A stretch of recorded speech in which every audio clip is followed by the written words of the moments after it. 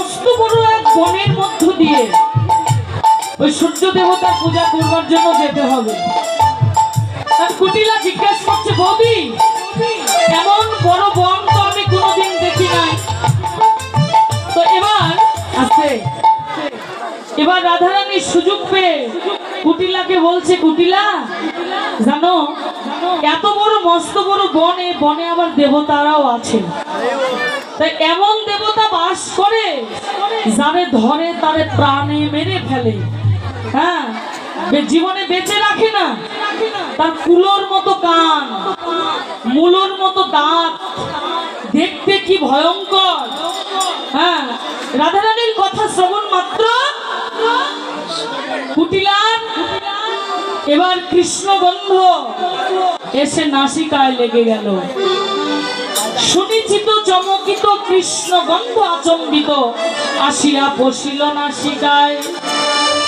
ওগো চলিতে না চলে পা অবশ হইল, চলিতে না চলে পা অবশ হইল, চলিতে না চলে পা অবশ হইল না। ধরে গিয়া রাধিকার পা, ধরে গিয়া রাধিকার পা, ওমায় ওমায় একিয়ে কি রাধে মরিও ঠাকুরজি, ওমায় ওমায় একিয়ে কি রাধে মরিও ঠাকুরজি, কেন তুমি ধরো আমার পা, তুমি ধরো আমার পা, আসতে হলে ঘরে ফিরে যাও গো, ফিরে যাও গো, আসতে হলে ঘরে ফিরে যাও গো। ঘরে ফিরে যাও গো। রাধে রাধে। ও কুটিলা, যদি প্রাণে বাঁচতে চাও তাহলে ঘরে ফিরে যাও।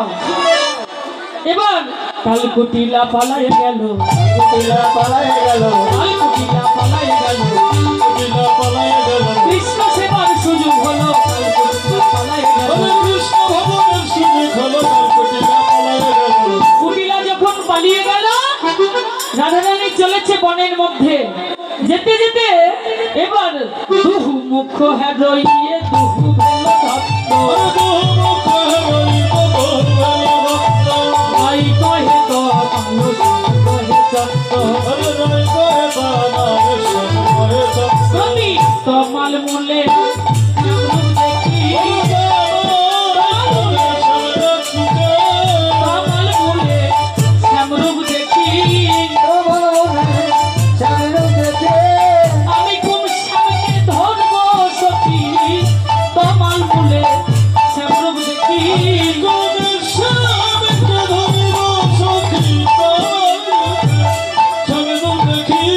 হরে কৃষ্ণ। আপনারা যারা কীর্তন আস্বাদন করে আমাকে কিছু দক্ষিণা দান করতে চান, আমি আমার পক্ষ থেকে দুজনকে পাঠিয়ে দিলাম। আপনারা আপনাদের অধিকার মতো যে যা পারবেন কৃষ্ণ নাম শ্রবণ করে দক্ষিণা দান করবেন। হরে কৃষ্ণ। তাই রাধারানী গোবিন্দ বদন দর্শন করে, হরে কৃষ্ণ, গোবিন্দ বদন দর্শন করে আনন্দে আত্মহারা হয়ে এবার একটা বিচিত্র ঝুলনা করিল রচনা, বিচিত্র ঝুলনা করিল রচনা, সুগত বদন কবুলে সাজাইল রে, ঝুলনা সাজাইল রে, ঝুলনার উপরে নাগরে নাগরি, ঝুলনার উপরে নাগর নাগরি, আসিয়া বসিল রঙ্গে, সহচরীগণ ঝুলনা দিগণ, আরে সহচরীগণ ঝুলনা দিগণ, বিদু গজ ভাজ রঙ্গে, নাই ধনী তুমি ভয় করো না, নাই ধনী তুমি ভয় করো না, আমি যারে ধরি তারে ছাড়ি না, তাই ধনী তুমি ভয় করো না।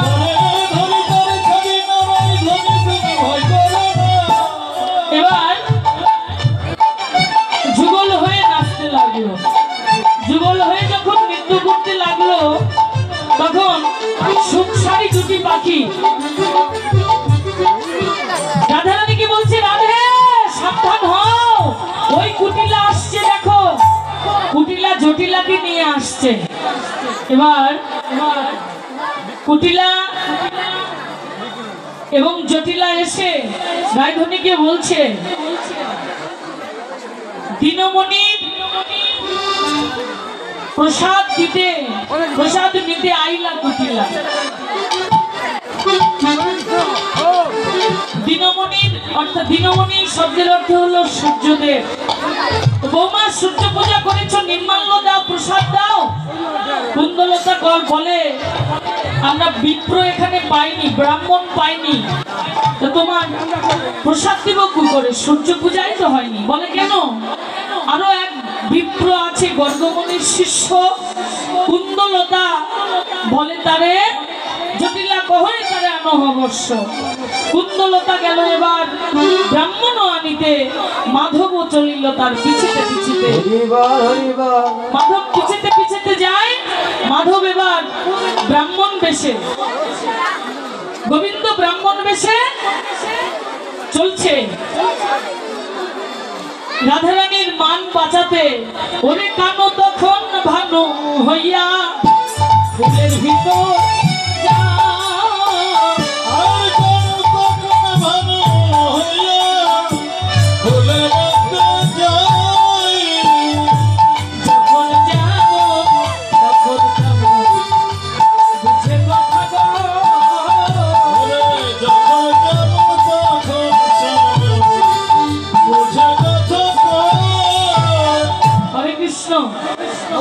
সূর্য পূজা করলে সূর্য পূজার অনেক সাজসজ্জার প্রয়োজন হয়, তো সাজসজ্জা নাই পূজা করবো কি করে?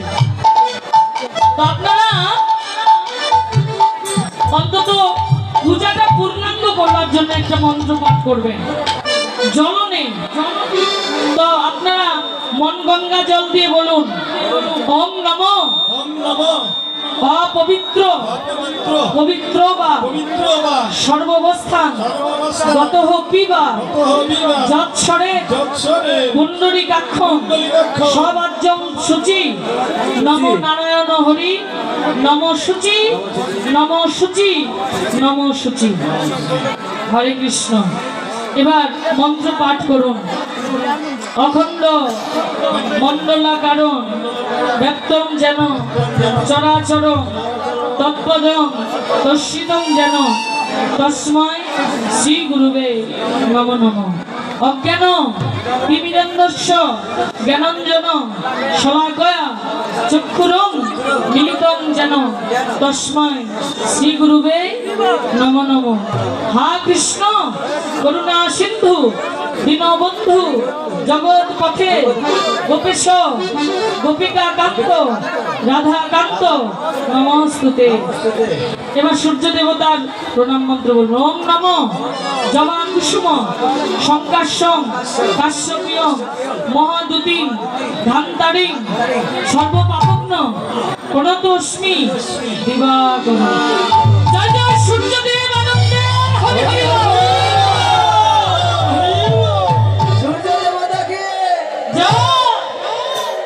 হরি বল।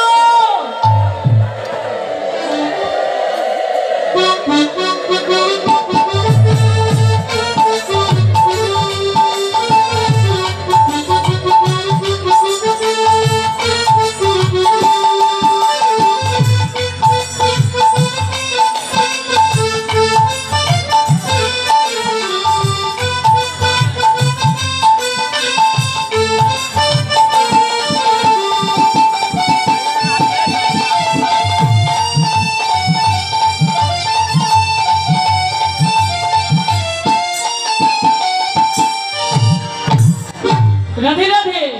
রাধা রানী ঘরে গেল, পূজা করে রাধা রানী ঘরে গেল। সূর্য পূজা বিশ্রাম হলো, আদর ভরে হরি বল। জয় জয় হরি হরি বল।